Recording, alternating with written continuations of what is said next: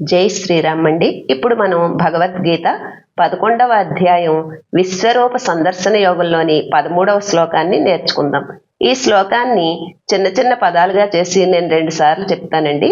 మొదటిసారి మీరు విని రెండోసారి నాతో పాటు చెప్పండి. తత్రైకస్థం తత్రైకస్థం జగత్ జగత్ కృత్స్నం కృత్స్నం ప్రవిభక్త ప్రవిభక్త మనేకధా మనేకధా అపశ్యద్దేవ అపశ్యద్దేవ దేవస్య దేవస్య శరీరే శరీరే పాండవస్తదా పాండవస్తదా.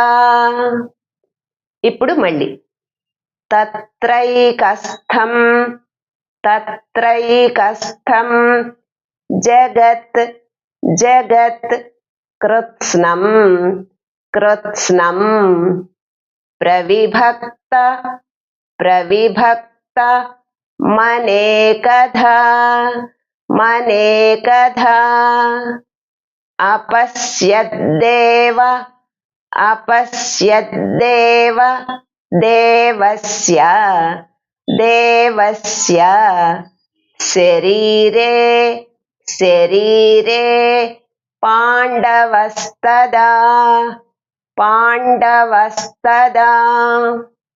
ఇప్పుడు ఈ శ్లోకాన్ని ఒక్కొక్క లైను నేను 2 సార్లు చెప్తానండి. ఇది కూడా మొదటిసారి మీరు విని రెండోసారి నాతో పాటు చెప్పండి. తత్రైకస్థం జగత్ కృత్స్నం తత్రైకస్థం జగత్ కృత్స్నం ప్రవిభక్తమనేకధా ప్రవిభక్తమనేకధా అపశ్యద్దేవ దేవస్య అపశ్యద్దేవ దేవస్య శరీరే పాండవస్తదా శరీరే పాండవస్తదా. ఇప్పుడు మళ్ళీ తత్రైకస్థం జగత్ కృత్స్నం తత్రైకస్థం జగత్ కృత్స్నం ప్రవిభక్తమనేకధా ప్రవిభక్తమనేకధా అపశ్యద్దేవ దేవస్య అపశ్యద్దేవ దేవస్య శరీరే పాండవస్తదా శరీరే పాండవస్తదా. ఇప్పుడు ఈ శ్లోకాన్ని నేను 3 సార్లు చెప్తానండి. మీరు కూడా నాతో పాటు చెప్పండి.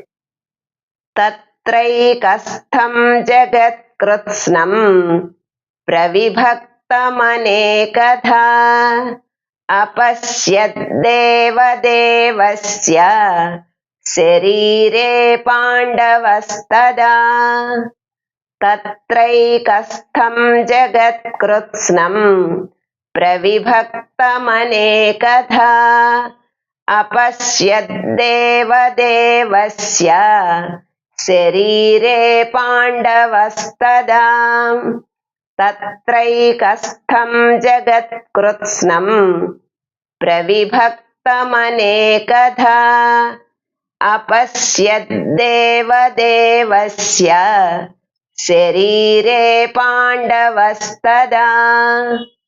జై శ్రీరామ్. హరే రామ